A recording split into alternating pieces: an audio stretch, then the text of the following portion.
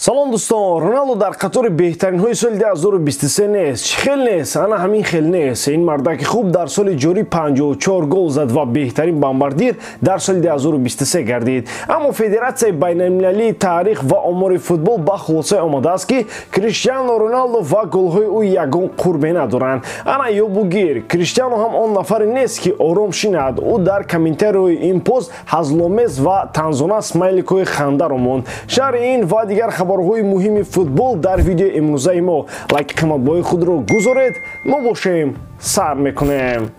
Дӯстон, Boxing Day дар Англия дар ҷӯшу хуруш аст ва шумо метавонед ҳамаи рақобатҳоро бо сарпарасти видеои мо ширкати 1x бозам ҷолибтар гардонед. Дар он ҷо регистратсияи осон, пур кардани маблағ аз тамоми гӯшаву канори дунё, вале аз ҳам муҳим, бонус то ҳаҷми $100 дар аввалин пардохт бо промокоди AMG 0777 ссилкаи бозӣ дар комментарияи ин видео.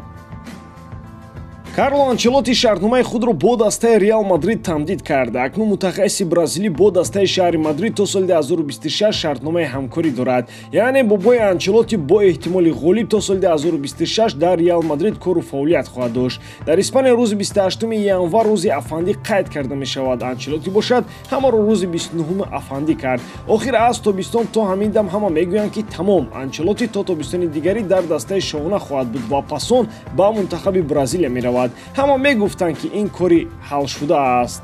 Дар Федератсияи футболи Бразилия ҳама ба омадани Карло омодагӣ медиданд, вале бобои дигари Флорентина Перес тавонист Анчелотиро бовар кунонад ки барои ӯ ҷои беҳтарин ҳамин Реал Мадрид хоҳад буд. Ба ҳеҷ куҷо рафтан лозим нест. Мутахассиси итолиёвӣ воқеан ҳам арзандаи идомаи кор дар Мадрид аст. Худатон қазоват кунед. Бозингарони асосии Реал ё осеб доранд ё рафтанд. Бензима рафт, Куртуа, Милитао, Алаба дар мавсими имсола нестанд. Винисиус бо сабаби лат доштанаш хеле кам ба майдон омад. Вале Реал Мадрид нигоҳ накарда ба чунин душвориҳо пешсафи Ла Лига буда дар Лигаи Чемпионҳо бо ишғоли зинаи якум аз гурӯҳ баромад.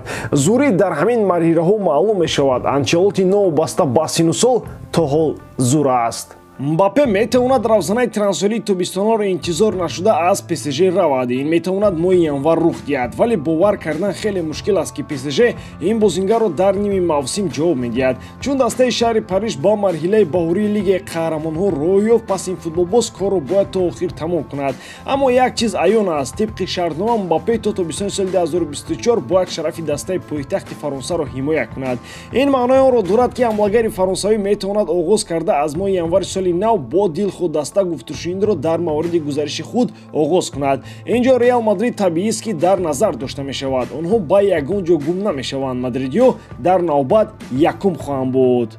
Агар шумо фикр мекунед ки Реал ягона даста дар талоши хариди Мбаппе хоҳад буд, сахт иштибоҳ мекунед. Клубҳои дигар ҳам не пул ҷамъ доранд. 2 сол пеш тобистон ҳама 100% бовар доштанд ки ҳамлагари фаронсавӣ чиптаи шаҳри Мадридро мегираду мепарад, вале ӯ дар сафи ПСЖ монд. Дастаҳои дигар алахусус аз Англия ҳатман кӯшиши халал расонидан ба нақшаҳои Реалро хоҳанд кард. Акнун ҳамаи чиз аз худи ҳамлагар вобаста хоҳад буд. Ӯ бояд ояндаи худро аниқу дақиқ кунад. Агар ҳамин тавр интизор шавад, рӯзе бедор мешавад ки 35 сола шудааст.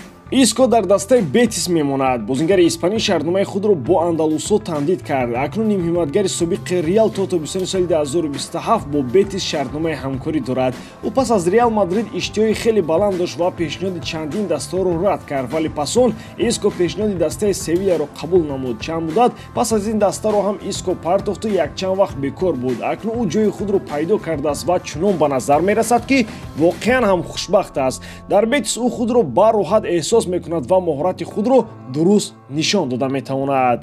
Ситоди мураббиёни тим ҳам ба ӯ озодии ҳаракатро дар майдон фароҳам оварданд. Ин бозии Искоро бозам беҳтар кардааст. Ӯ дар сафи дастаи Бетис бемуболиға беҳтарин бозингар аст. Таъсири ӯ ба бозии Андалусо хеле бузург мебошад. Таҷрибаи бою ғании ин футболбозро дар Бетис дуруст истифода мебаранд.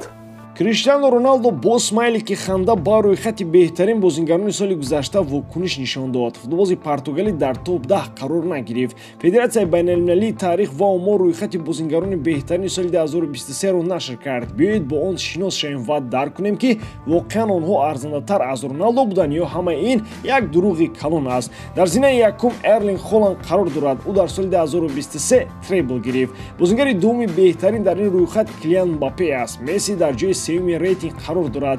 Ман Мессиро хеле дӯст медорам, вале ӯ дар ин рӯйхат чӣ кор мекунад умуман нафаҳмидам. Нафари чорум Родри аст. Бе ӯ Манчестер Ситиро тасаввур кардан мешавад, аммо мушкилиҳои Сити дар набуданаш зиёданд.